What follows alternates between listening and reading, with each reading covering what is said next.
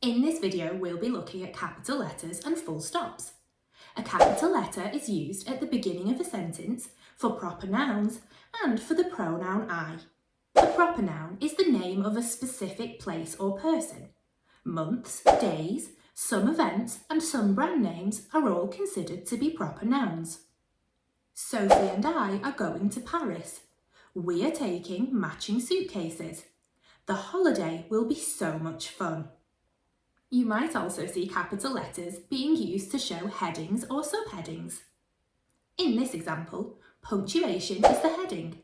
Capital letters and full stops is a subheading. A full stop is used to show that a sentence has ended. Full stops are usually used to end statements or commands. For example, the giraffe is the tallest animal in the world. Please don't go past the sign. It's not safe over there. Now let's have a look at the first question. Circle each word in the sentence that should begin with a capital letter.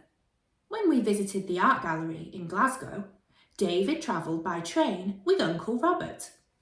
Pause the video now while you have a go at answering the question. How did you get on? Let's take a look at the words you should have circled. Pen needs a capital letter because it begins the sentence. Glasgow, David and Uncle Robert all need capital letters because they are proper nouns. Hoo-yah! For our next question, you need to punctuate the text correctly using capital letters and full stops. Katie has always been interested in gardening. She has read lots of books about how to look after different types of plants. Growing fruit trees is what interests her the most. She would love to have her own orchard when she's older. Pause the video now and press play when you have an answer. Did you spot where all the missing capital letters and full stops should be? Take a look at the text closely to see where the capital letters and full stops have been added. Each new sentence starts with a capital letter and ends with a full stop. Well done if you spotted those. Hoo-yah! For our final question, you're being asked to tick the sentence that uses capital letters correctly. The sentences say, from March, gymnastics lessons will take place on Fridays. All four sentences have the same words but different punctuation. Take a look at the sentences closely to work out which one uses capital letters correctly.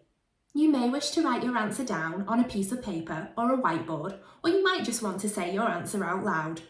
Pause the video now and hit play when you have an answer. Do you have an answer?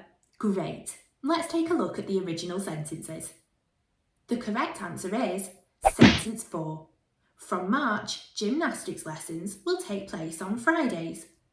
The fourth sentence is the only one that uses capital letters correctly. There was a capital letter used for the proper nouns March and Friday. Hoo-yah! Did you spot that although sentence 2 used capital letters correctly for the proper nouns March and Friday, it also added an unnecessary capital letter for the word gymnastics. Gymnastics is a common noun, as it is a general name and not a specific one. I hope this video has helped you to understand capital letters and full stops. If you're looking for more English help, we've got lots more videos like this one available on the Twinkl website.